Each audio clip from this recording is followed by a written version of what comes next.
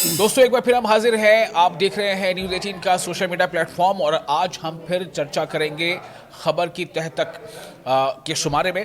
खबर की तह तक का ये एक अगला शुमारा है। दरअसल हमने ये शो इससे शुरू किया है कि बहुत सारी खबरें ऐसी हैं जो आप सुनते हैं लेकिन उस खबर के तह में कुछ होता है, और कई बार ऐसा भी होता है कि खबर बहुत बड़ी लगती है लेकिन उसके तह में कुछ होता नहीं है, वो सिर्फ सियासी तौर पर या बयानबाजी के तौर पर या फिर सुर्खियां बनकर रह जाती हैं। लेकिन ऐसी खबरें जिनके तह में वाकई कुछ है तो उसका सीधा आपसे सरोकार होता है। आज जिन 3 खबरों पर हम चर्चा करेंगे अपने साथी शौकत के साथ, वो 3 खबर ये हैं।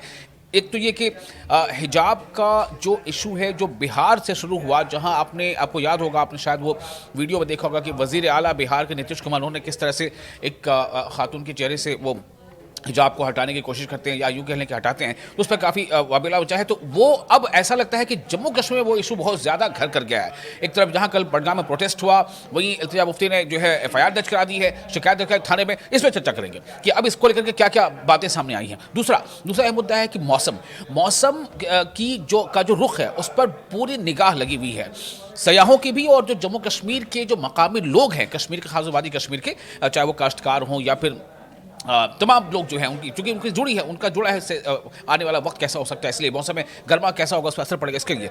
और तीसरा अहम मुद्दा है जो रैटले जो पावर प्रोजेक्ट पर काम चल रहा है उसको लेकर के एक बयान सामने आ गया है कि उसमें कहीं ना कहीं कुछ ऐसे अनासर भी हैं जिनका बैकग्राउंड सही नहीं है। इसको लेकर के अब जो BJP बनाम NC या PDP वाली स्थिति भी, हालात भी पैदा हो गए हैं। तो सीधे बिना वक्त गवाए शुरू करते हैं। शौकत, सबसे पहले मैं चाहूँगा कि आप हमें ये बताएं कि नीतीश कुमार का वो हिजाब वाला ये मुद्दा कश्मीर में इतना ज़्यादा ये क्यों चर्चा में है, और उसमें अब नया क्या कुछ हो गया है कश्मीर में इसको लेकर के?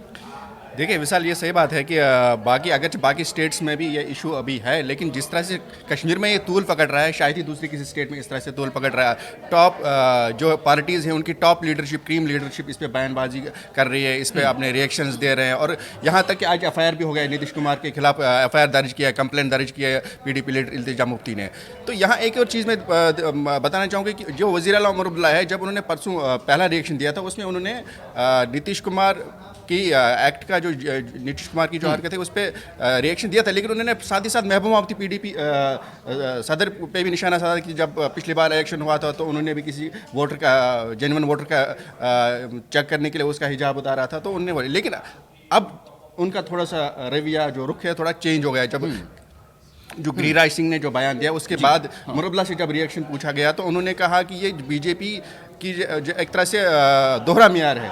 अगर यही कोई मुसलमान, ये उमर अब्दुल्ला के वर्ड्स में बोल रहा हूँ, कि अगर कोई मुसलमान लीडर इस तरह की हरकत किसी गैर मुस्लिम या किसी हिंदू खातून के साथ करता, हिंदू बहन के साथ करता, उसका मुंह उठा, तो BJP का रिएक्शन कैसा होता?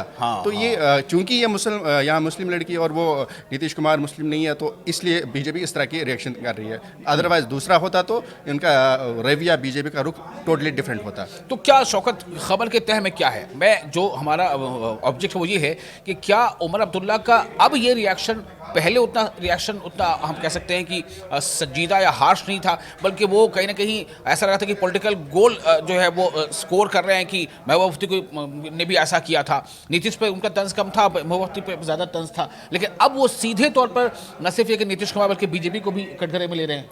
जी बिल्कुल। एक्चुअली उमर अब्दुल्ला का जो पहला बयान था उसमें कई सारे लीडर्स ने सख्त रद्द-ए-अमल ज़ाहिर किया था।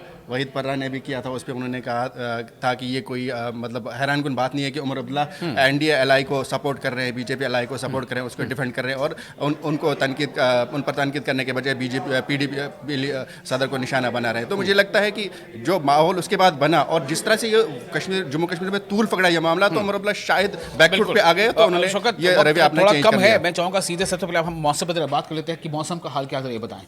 मौसम तो अभी देखिए सख्त सर्दी है और चले कलान 21 दिसंबर से स्टार्ट हो रहा है, तो एक्सपेक्टेशन जी 21 दिसंबर से बिल्कुल एक दिन के बाद समझ शुरू हो रहा है। सर्दी बहुत है और 40 दिन का ये हार्श पीरियड रहता है सर्दी का।